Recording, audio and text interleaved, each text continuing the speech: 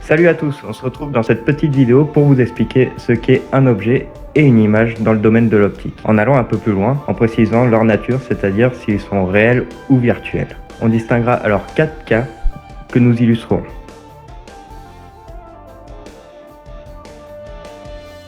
Premier point, qu'est-ce qu'un objet réel?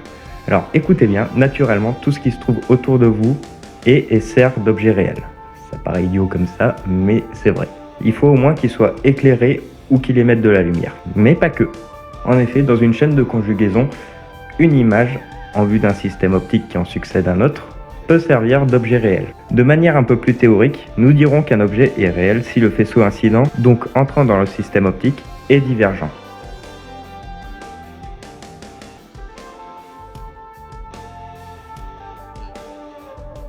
Avant de discuter d'objets virtuels, nous allons d'abord traiter les images.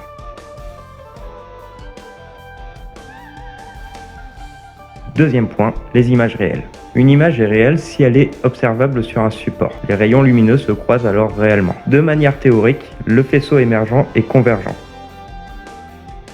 Voyons ce qui se passe de manière expérimentale. Une lentille convergente est placée à une distance assez élevée de l'objet pour former une image nette sur un tableau. Nous allons préciser d'ailleurs que pour cette expérience, nous nous placerons de préférence dans un milieu assez obscur pour que la lumière extérieure ne perturbe pas l'image obtenue. Le schéma correspondant est celui-ci. Ce schéma modélise de manière très simplifiée où le tableau serait la rétine ou même un appareil photo où le support serait un capteur numérique.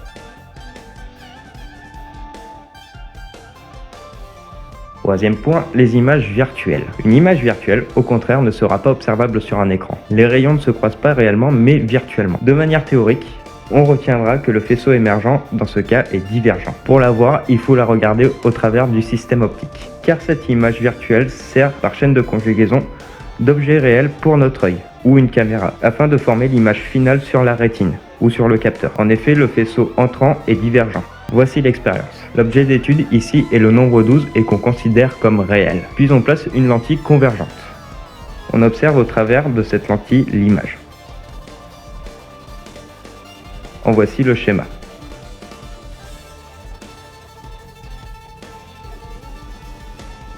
Une autre façon d'observer une image virtuelle à partir d'un objet réel est en utilisant une lentille divergente. Et cette expérience est représentée par ce schéma.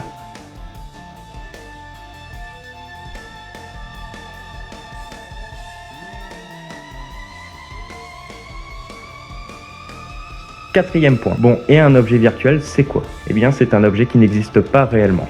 Et pour bien comprendre, nous allons d'abord nous contenter de l'approche théorique avant l'approche expérimentale. En vue d'un système optique, l'objet est virtuel si le faisceau incident est convergent. Naturellement, on n'en trouve pas.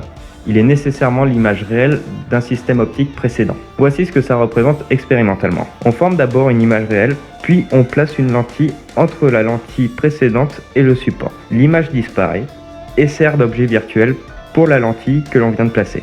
Pour compléter cette vidéo, on va observer l'image finale obtenue.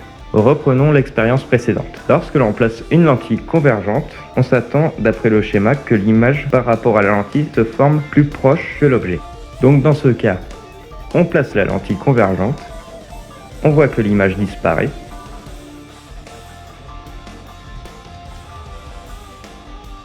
puis on rapproche le support,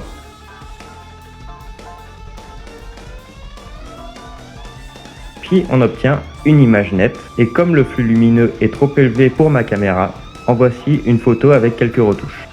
Lorsque l'on place une lentille divergente et que l'objet virtuel est assez proche, on s'attend d'après le schéma que l'image soit par rapport à la lentille plus loin que l'objet. Donc on forme une image réelle dont on va se servir d'objet virtuel, on place la lentille divergente et en écartant le support, on retrouve une image.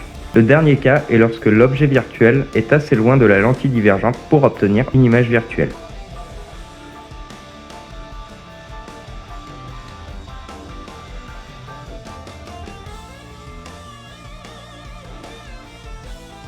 J'espère que cette vidéo vous sera utile. N'hésitez pas à laisser des commentaires et à aimer cette vidéo pour peut-être répondre à de prochaines questions. Encore merci de votre attention, à la prochaine.